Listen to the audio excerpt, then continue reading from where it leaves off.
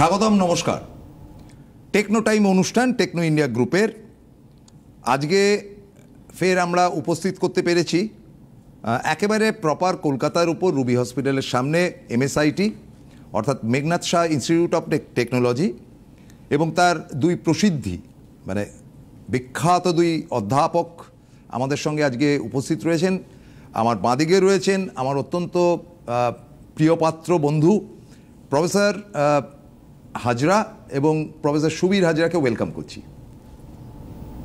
আমার ডান দিকে রয়েছেন প্রফেসর অপর্ণা দত্ত, তিনি কিন্তু ওই BCA MCM অর্থাৎ কম্পিউটার অ্যাপ্লিকেশনের দপ্তরে রয়েছেন। তো মোটামুটি কম্পিউটার রিলেটেড ব্যাপার নয়, টোটাল ইঞ্জিনিয়ারিং কলেজের কি MSIT রয়েছে বা আপনার ছেলেমেয়েরা পড়তে গেলে কি পড়তে পারে, এ ধরনের নানান রকম প্রশ্ন থাকবে, আপনারাও করতে পারেন। এবং প্রফেসর হাজরার একটা মানে নিজের কলেজ সম্বন্ধে আলাদা একটা দম্ভ রয়েছে যে আমাদের কলেজ বেস্ট, আমাদের কলেজের ধারে কাছে কেউ নেই। সেটা ভালো, সেটা তো নিশ্চয়ই কনগ্র্যাচুলেশন। যাই হোক, কিছু বলুন তাহলে কলেজ নিয়ে।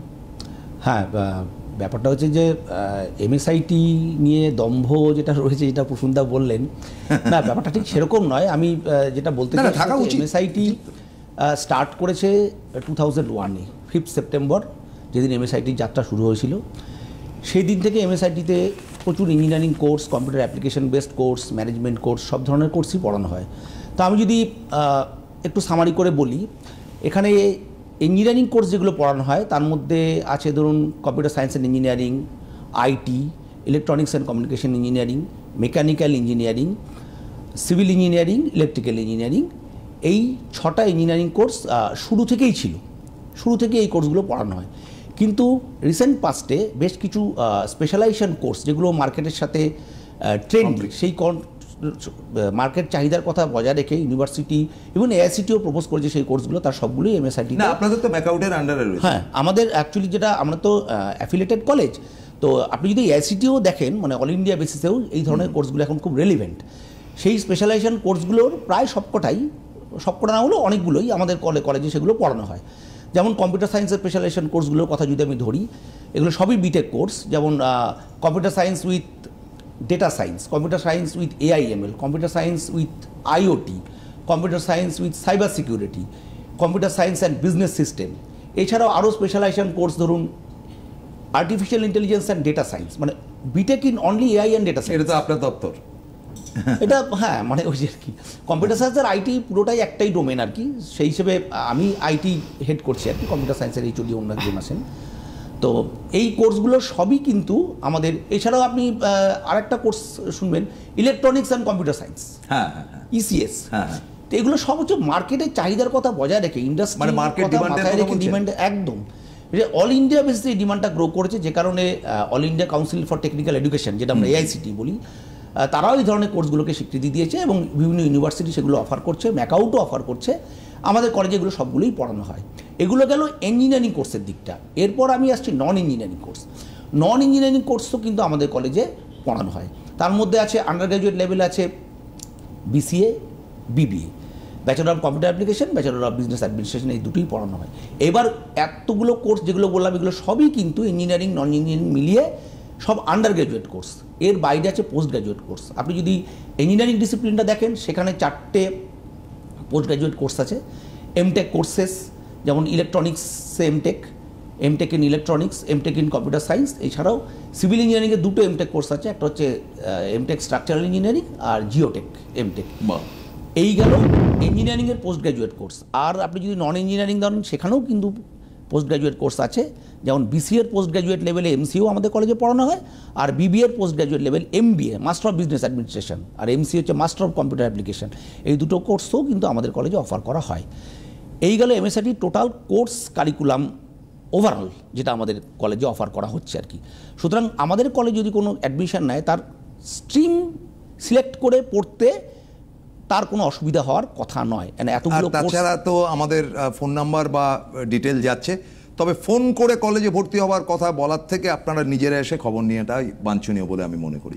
যে আসুন, দেখুন কলকাতার উপরে। সেটা তো একটা দিক, ফোনে উনি বেসিক কিছু কোয়েরি সলভ করতে পারেন, কিন্তু ডিটেলসে জানতে গেলে তো মানে সেক্ষেত্রে কলেজে আসাটাই বাঞ্ছনীয় আর কি। প্রফেসর দত্তের কাছে যাচ্ছি, যে দেখুন ইঞ্জিনিয়ারিং যেমন একটা পার্ট আমাদের বাস্তব জীবনে, সেরকম বিবিএ বিসিএ মানে bachelor of business administration and bachelor of computer application, এই দুটোই তো all India council of technical এডুকেশনের আন্ডারে, মানে হায়ার এডুকেশন টেকনিক্যাল এডুকেশনের সব থেকে বড় সংস্থা। তো এইটা কেরিয়ার তৈরি করতে কতটা সাহায্য করছে? আচ্ছা, বিবিএ বিসিএ এখন এই দুটি কোর্সই 4 বছরের AICTE approve মাকআউট affiliated course.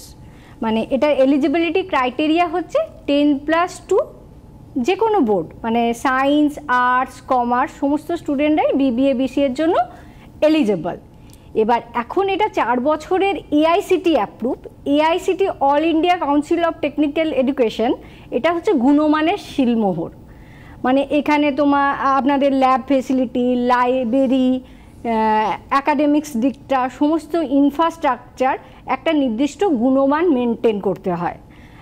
AICTE অ্যাপ্রুভের পর মানে চাকরির ক্ষেত্রে গ্রহণযোগ্যতা অনেকটাই বেড়ে গেছে।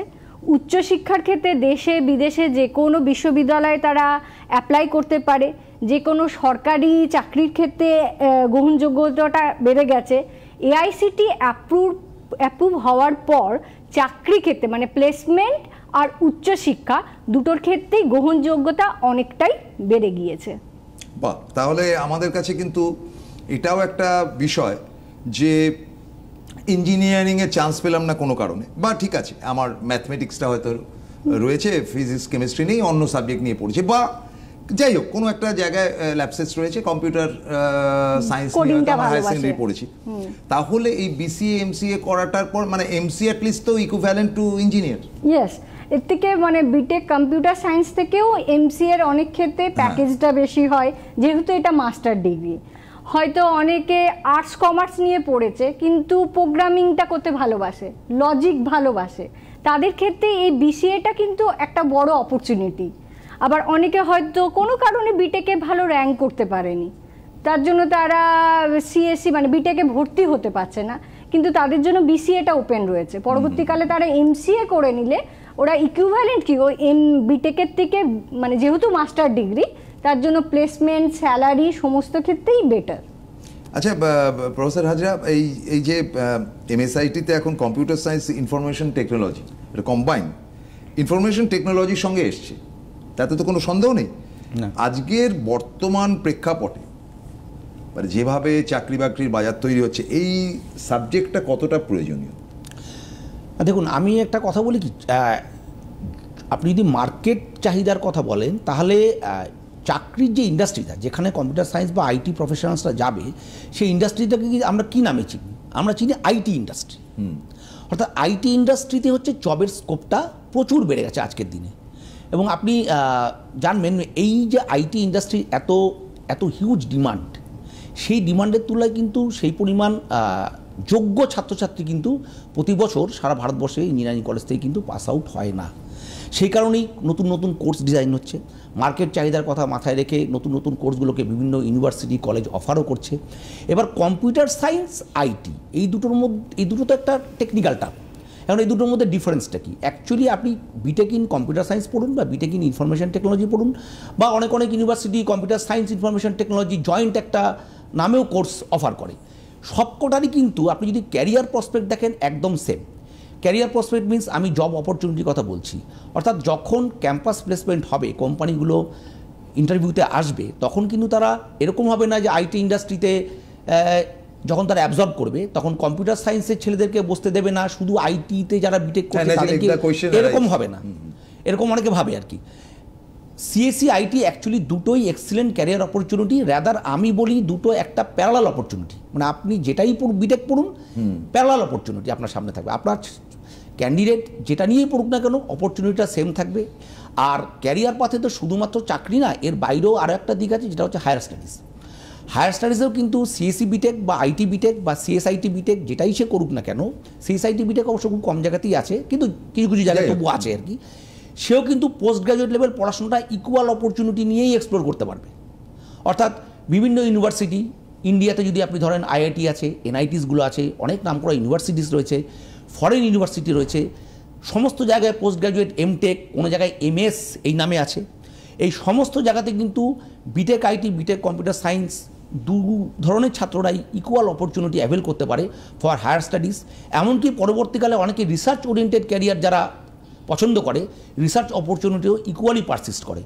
এমএসআইটির অজস্র স্টুডেন্ট আছে both from IT and CSC, যারা কিন্তু পরবর্তীকালে দেশে এবং বিদেশে পোস্ট গ্র্যাজুয়েটস লেভেল স্টাডি করে তারা ক্যারিয়ার তৈরি করেছে। অনেকে রিসার্চ লেভেলে করেছে, ডক্টরেট করেছে, পিএইচডি যেটাকে আমরা বলে থাকি, এমনকি পোস্টডক লেভেলে পড়াশোনাও কিন্তু অনেকে করেছে। সুতরাং ক্যারিয়ার পাথের দিক থেকে কিন্তু দুটো একদম ইকুয়াল অপরচুনিটি, প্যারালাল অপরচুনিটি, এটাই আমি বলবো। প্রফেসর দত্ত, একটা জিনিস যেটা জানতে ইচ্ছে করে, এই যে ধরুন এআইএমএল, ডাটা সায়েন্স, তারপরে ধরুন সাইবার সিকিউরিটি, এই যে ব্যাপারগুলো, গালভরা ব্যাপারগুলো তো ওনার দপ্তর, মানে কম্পিউটার সায়েন্স অ্যান্ড আইটি, তো বিসিএতে এটার কি কোনো ফেসিলিটি পাওয়া যায়? হ্যাঁ, মানে লোকে তো এগুলো তো এখন একটা কারেন্ট ব্যাপার, সেই জন্য জিজ্ঞেস করছি। মানে বিসিএ এতদিন আমাদের 3 বছরের ছিল, এবার 3 বছর, মানে এখন কি সেটা অনার্স টাইপের হয়ে গেল না 4 বছরে, যে কোনো ব্যাচেলর ডিগ্রি এখন 4 বছরের কোর্স। এবার হচ্ছে 3 বছরে যে কোর্স সাবজেক্টগুলো পড়ানো হতো, প্রোগ্রামিং ল্যাঙ্গুয়েজ যেমন C, Python, Java, course subject DBMS, OS, digital architecture, networking, software engineering, এই পেপারগুলো তো রয়েইছে।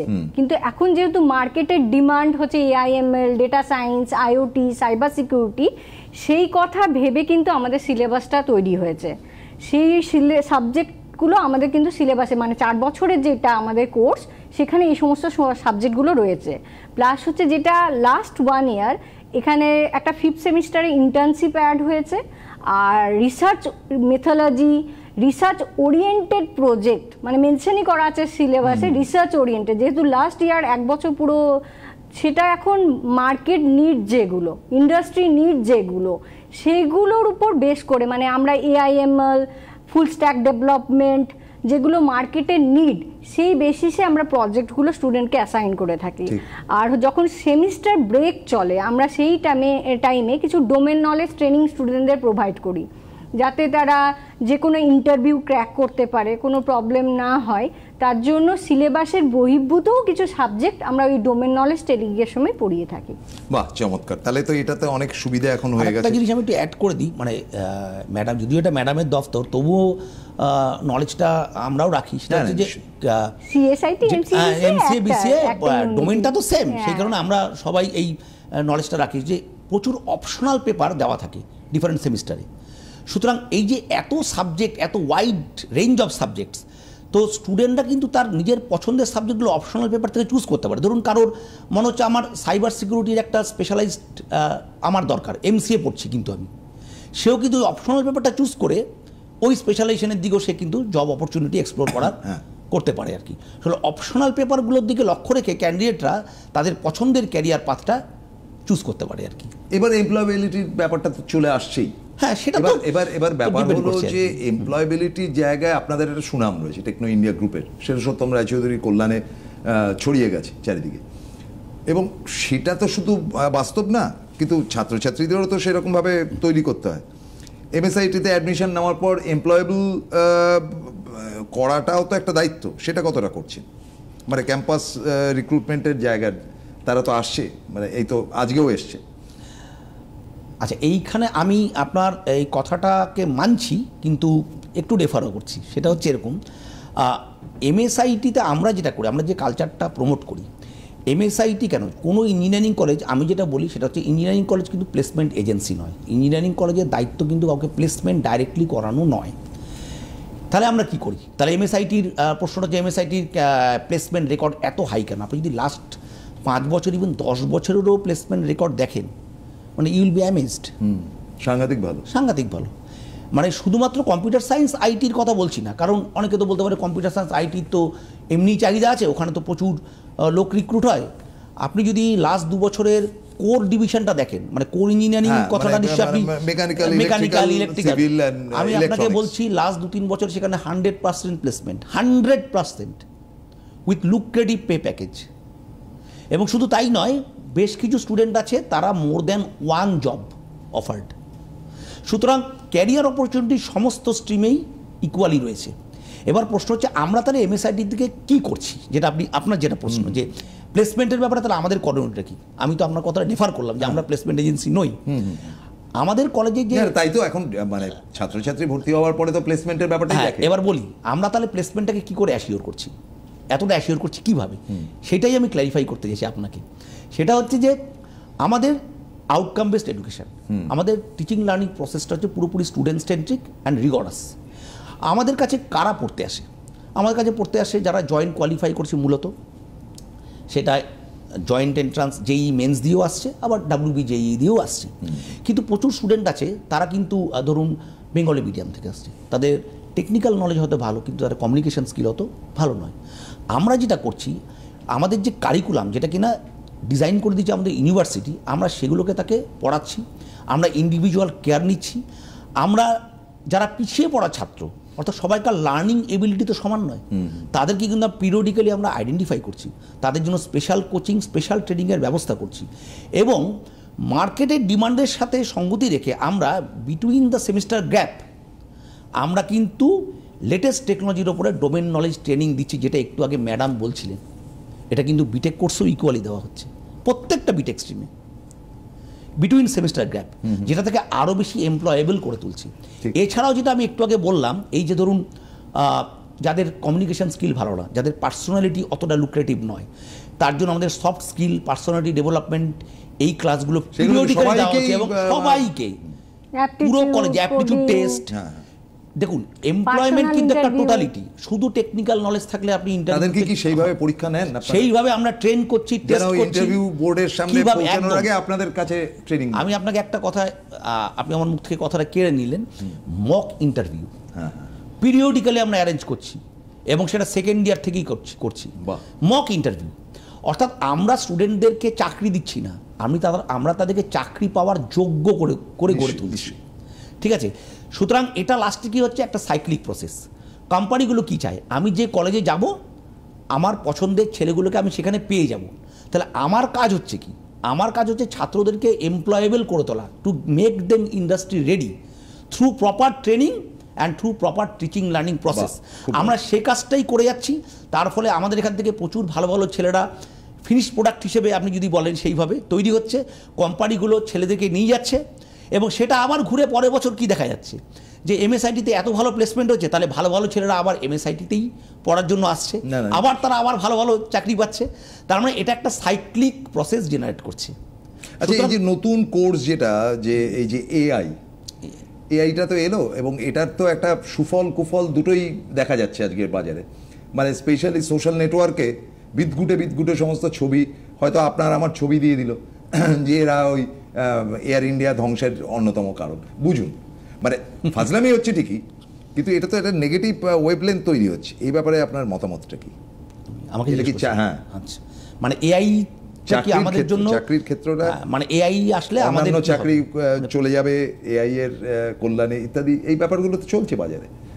আচ্ছা, আমি আপনাকে একটা প্রশ্ন করি, আপনার ব্যক্তিগতভাবে কি মনে হয়, হ্যাঁ বা না উত্তর? না, দেখুন, আমি দুটো ব্যাপার, যেহেতু আমি টিভি, আমি তারপরে আমি বলছি আপনাকে যে যেহেতু আমি টিভিতে রয়েছি, সেহেতু যত মডার্ন হবে এআই তত আমার পক্ষে সুবিধা। হয়তো আমরা এখানে বসে নিই, অপর্ণা ম্যাম তার বাড়িতে বসে করছে, দেখা যাচ্ছে উনি এখানে বসে আছেন, তো সেটা তো বেটার। আমি তো এটা নেগেটিভ, আপনি জেনারেলাইজ করছেন।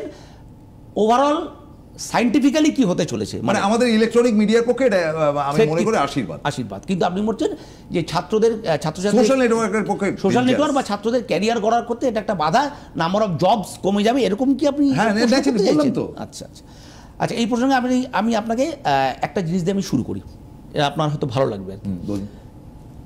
আচ্ছা, যখন প্রথম কম্পিউটার আসে, আপনার কি সেদিনটা মনে আছে যে ওয়েস্ট বেঙ্গলে কম্পিউটার ঢুকছে, বিভিন্ন সেক্টরে কম্পিউটার ঢুকছে, প্রচন্ড চেঁচামেচি হচ্ছে, কম্পিউটার আসলে মানুষের আর কোনো কাজ হয়নি, ইনফ্যাক্ট তো কম্পিউটার ঢুকতে দেওয়া হয় না। আপনার কি সেই দিনটার কথা মনে পড়ে?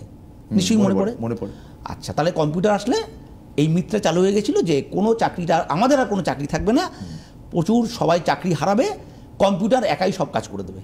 আচ্ছা, আপনার কি মনে হয় আজকের দিনে দাঁড়িয়ে কম্পিউটার আসার ফলে চাকরির সুযোগ বেড়েছে না কমেছে? হ্যাঁ, অনেক বেড়েছে। আমরা প্রত্যেকে কম্পিউটার ইউজ করছি। আমার হাতে যে মোবাইলটা রয়েছে সেটা তো একটা মিনি কম্পিউটার।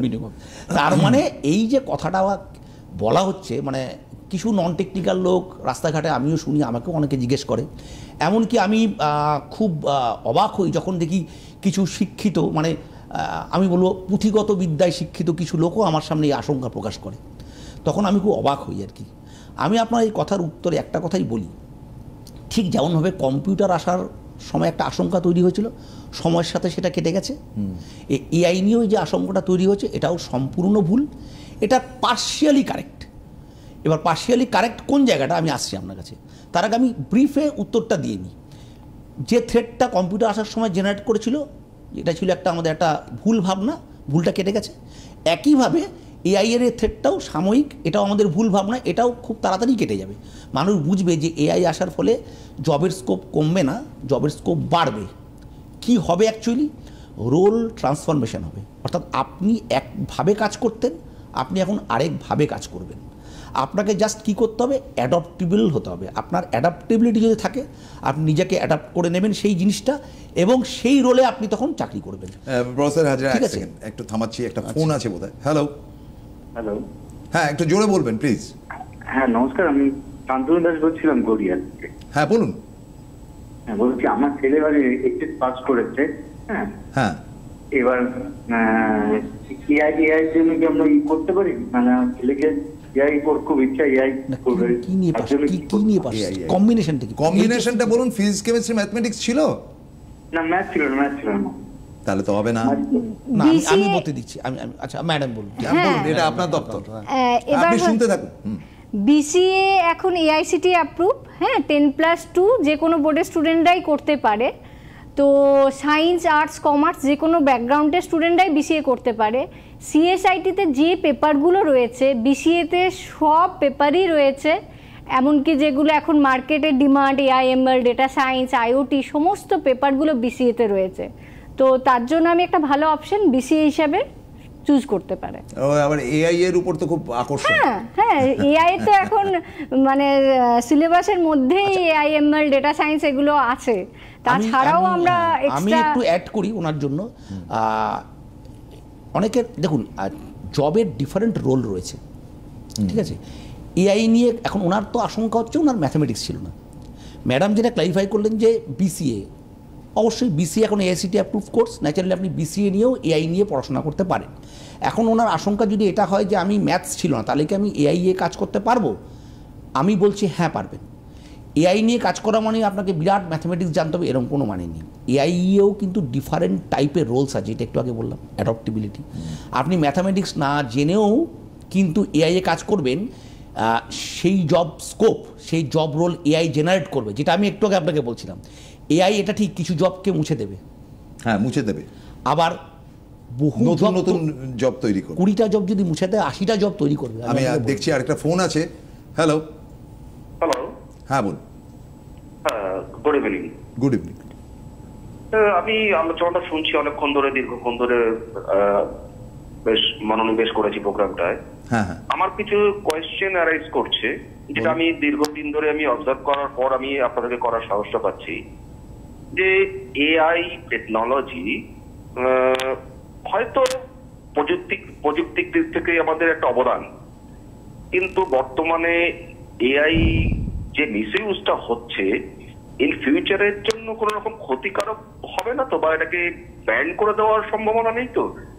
এই একটা প্রশ্ন কিন্তু আমার মধ্যে রয়েছে স্যার, আমাকে একটু জানালে ভালো হবে যে অ্যাকচুয়াল কি হতে চলেছে এআইটা। ধন্যবাদ, ভালো প্রশ্ন। এই প্রশ্নটা কিন্তু টুইস্ট রয়েছে। কথাটা হচ্ছে আপনি যেটা 80%, হ্যাঁ অ্যাডভান্টেজ ডিসঅ্যাডভান্টেজটাও তো রয়েছে। হ্যাঁ রয়েছে। আমি একটু বলি ওনার কথাটা, সেটা হচ্ছে আমরা যে প্রসঙ্গে আলোচনা করছি সেটার থেকে প্রশ্নটা একটু আলাদা ওনার, যে এআই পরবর্তীকালে ব্যান্ড করে দেওয়া হবে কোর্সের মধ্যে। ব্যান্ড না, ব্যান্ড হয়ে যাওয়া না হয়ে যাওয়ার ব্যাপারটা আলাদা, ব্যান্ড হওয়ার অ্যাসাইড কোনো চান্স নেই।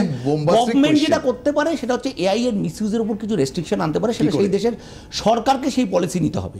কারণ এরকম হয়েছে অতীতে, মানে কোনো রিসার্চে যখন কোনো মিসইউজ হচ্ছে, সেই রিসার্চের উপরও কিন্তু রেস্ট্রিকশন আনা হয়েছে।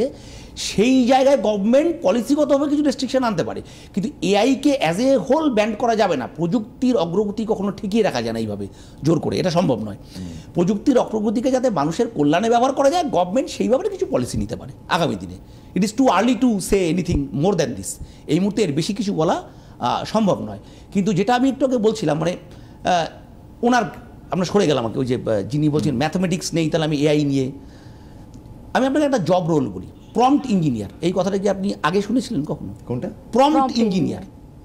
প্রম্পট ইঞ্জিনিয়ার, এআই একটা জব রোল জেনারেট করতে চলেছে বা জেনারেট করে ফেলেছে এটা তার। প্রম্পট ইঞ্জিনিয়ার, এই প্রম্পট ইঞ্জিনিয়ার হতে গেলে আপনাকে বিরাট ম্যাথামেটিক্স জানতে হবে। কেন? আপনার ম্যাথামেটিক্স অ্যাজ সাচ না জানলেও চলবে। টেকনোলজি টুলস এমনভাবে তৈরি হয়ে যাচ্ছে, ম্যাথামেটিক্স জানা লোকেরা একটা ডোমেনে কাজ করবে, ম্যাথামেটিক্স জানা ডোমেনেরা অন্য ডোমেনে কাজ করবে, অন্যভাবে সবার জন্য জব অপরচুনিটি জেনারেট করছে। বিভিন্ন ধরনের রোল, আপনাকে আপনার রোলে নিজেকে অ্যাডপ্টেবল করে তুলতে হবে, নিজেকে যোগ্য করে তুলতে হবে, তারই আপনার জন্য জব থাকবে। সুতরাং এআই আসলে মার্কেটে ইঞ্জিনিয়ারদের জব কমে যাবে, এটা একদমই নয়।